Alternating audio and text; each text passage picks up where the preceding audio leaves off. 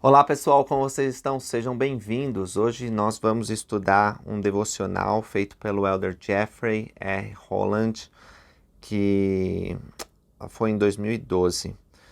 O nome é Israel, Jesus te chama. Vou deixar aí também na referência para que vocês possam estudar mais a fundo, porque só vai dar para a gente falar alguns trechos. Esse devocional, ele não fala especificamente sobre direito e liberdade religiosa, mas ele envolve o tema da liberdade religiosa, porque ele fala a relação da sociedade com a igreja, ou aqueles que vivem o evangelho de Jesus Cristo, dentro de uma sociedade que muitas vezes é secular. Então, ele mostra como nós podemos equilibrar o nosso viver religioso dentro do mundo, né, que muitas vezes é contra a religião. E ele diz assim: meus jovens irmãos e irmãs, lembrando que isso foi feito para os jovens entre 18 e 30 anos, né, esse devocional, mas ele se aplica a todos nós, por isso que ele muitas vezes se refere aos jovens. Essa igreja jamais pode modificar sua doutrina em favor da boa vontade social, da convivência política ou por qualquer outro motivo. A igreja não vai mudar a doutrina dela. A igreja foi muito pressionada no passado e continua sendo pressionada hoje para que altere a doutrina. E isso não pode acontecer. Vamos pensar, por exemplo, na doutrina do casamento. Na Igreja de Jesus Cristo Santos dos Últimos Dias, o casamento é definido como a união de um homem com uma mulher. Por mais que as legislações do mundo permitam que o casamento seja de alguma outra forma, isso não é o que nós acreditamos na igreja. Então, dentro da igreja, só pode ser aceito o casamento entre homem e mulher.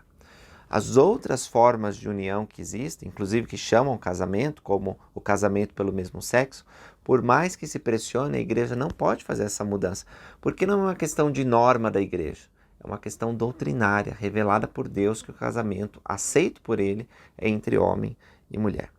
E ele continua: somente o caminho mais elevado da verdade revelada nos dá um firme apoio para que ergamos alguém que talvez se sinta aflito ou abandonado. Nossa compaixão e amor, características e exigências fundamentais do nosso cristianismo, jamais devem ser interpretados como motivo para relegar os mandamentos de Deus. Conforme o maravilhoso George MacDonald disse certa vez, nessas situações não somos obrigados a dizer tudo o que acreditamos, mas estamos obrigados a nem sequer aparentar algo que não acreditamos. E ele continua, os trechos que eu separei, eles falam desse conflito, né? Que às vezes surge e que nós, como membros da igreja, precisamos nos erguer e ser contra algumas coisas e afirmar, não creio nisso, ou às vezes a gente pensa assim, eu não quero ofender as pessoas, né? Tudo bem que elas creem numa coisa diferente, eu vou ficar aqui quieto no meu canto. O Elder Holland diz que não é essa a atitude que nós devemos ter. Ele diz assim: a respeito dessa obrigação de ter compaixão e lealdade aos mandamentos, às vezes há uma chance para um mal-entendido, especialmente entre os jovens, que podem achar que não devemos julgar nada, que nunca devemos fazer nenhum tipo de avaliação de valor. Temos de ajudar uns aos outros com isso, porque o Salvador deixou bem claro que em algumas situações nós temos que julgar. Estamos sobre a obrigação de julgar, como quando ele disse: não deis aos cães as vossas coisas santas, nem deiteis aos porcos as vossas pérolas. Isso me parece um tipo de julgamento. A alternativa seria ceder ao relativismo moral de um mundo desconstrucionista e pós-moderno que, levado ao extremo, propõe que no final nada é eternamente verdadeiro ou particularmente sagrado, de modo que nenhuma postura quanto a uma questão importa mais do que qualquer outra. E isso simplesmente não é verdade. Ele diz: quando nós nos deparamos com complexas questões sociais de uma sociedade democrática, isso pode ser problemático e para alguns muito confuso. Os jovens podem questionar sobre esta ou aquela postura assumida pela igreja, dizendo: ora, não acreditamos que devemos viver e comportar-nos desse modo, mas por que devemos fazer com que os outros façam o mesmo? Acaso não têm eles o seu livre-arbítrio? Não estamos sendo farisaicos e intolerantes ao impor nossas crenças a outros, exigindo que eles ajam de uma determinada maneira? Nessas situações, você tem que ter a sensibilidade de explicar por que motivo alguns princípios são defendidos e alguns pecados são combatidos, onde quer que sejam encontrados, porque as questões e as leis envolvidas não são apenas sociais ou políticas, mas sim eternas em suas consequências. Embora não desejamos ofender aqueles que têm crenças diferentes das nossas, estamos ainda mais ansiosos para não ofender a Deus, ou como dizem as Escrituras, não ofender aquele que é nosso legislador. Refiro-me nesse caso a sérias leis morais. E aí ele dá alguns exemplos nesse discurso de como que a gente pode equilibrar as coisas, né? Mas, para resumir, quando Deus dá mandamentos, ele não dá sugestões, ele dá ordens que devem ser seguidas. E nós, como seguidores de Jesus Cristo, precisamos entender quais são esses mandamentos e vivê-los. E muitas vezes esse viver pode desagradar a outros. E outros que não acreditam nisso podem estar desobedecendo os mandamentos de Deus. Nossa missão é advertir essas pessoas, convidar elas para que mudem suas vidas. E às vezes isso pode parecer ofensivo para elas, mas é melhor ofender a elas do que ofender a Deus. Então nós, membros da igreja, precisamos nos posicionar. As leis que, por exemplo, facilitam o aborto, elas são contra a nossa doutrina. E com essa base na doutrina de Deus, nós podemos nos manifestar e dizer, não queremos que isso aconteça. Ah, vocês têm algum argumento científico, vocês têm algum argumento moral? Não precisamos disso, porque temos a crença religiosa de que isso é pecaminoso e que Deus não gosta do aborto. Isso é suficiente, meus irmãos e irmãs, para entrarmos no debate público e para falarmos, nós não queremos essas coisas, nós acreditamos que esse tipo de conduta vai contra os mandamentos de Deus e vai prejudicar.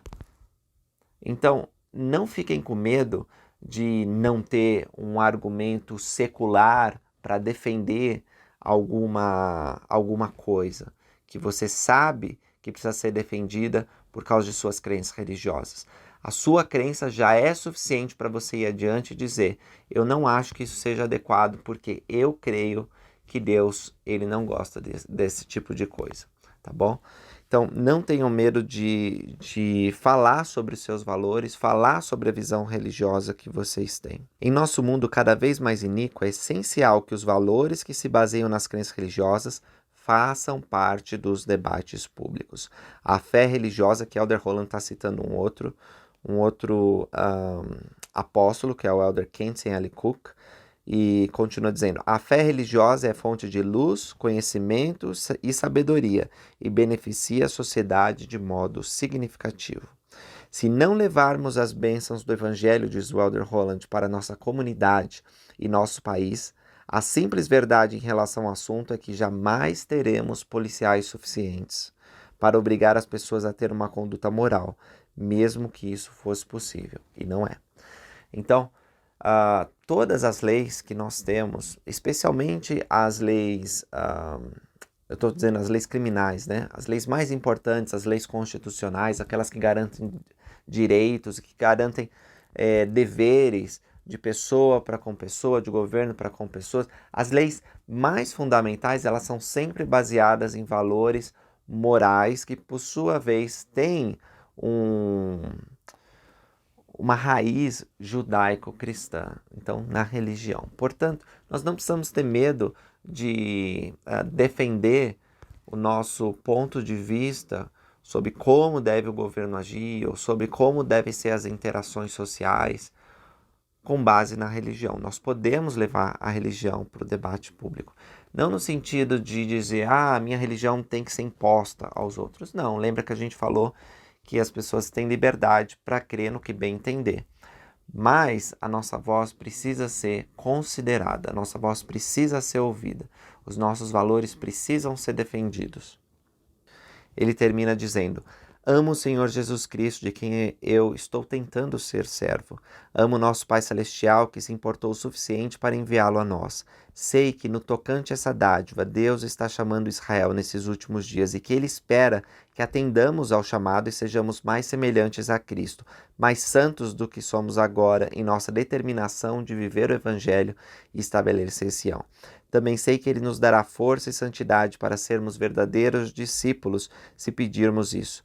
Testifico da divindade dessa obra, do amor e da grandiosidade de Deus Todo-Poderoso, da expiação infinita do Senhor Jesus Cristo, que abençoa cada um de nós. Então, que nós possamos seguir o exemplo do Elder Holland. Meus irmãos e minhas irmãs, é preciso que nós nos ergamos, que nós não tenhamos medo de enfrentar as pressões que existem na sociedade hoje para dizer o que é certo e o que é errado. Nós precisamos declarar o pecado como pecado. Nós, com relação a julgar, né? Você não pode dizer que eu estou fazendo errado, você está julgando. Nós podemos dizer o que é certo e errado com base nas escrituras que os profetas disseram. Aquele que for advertido deverá advertir seu próximo. O convênio batismal nos coloca numa posição de ser testemunhas de Deus em todos os momentos, em todos os lugares. Não estou dizendo para você sair na praça pública e dizer, pecadores, arrependam-se. Não é isso. Mas nós precisamos conduzir nossa vida de modo exemplar.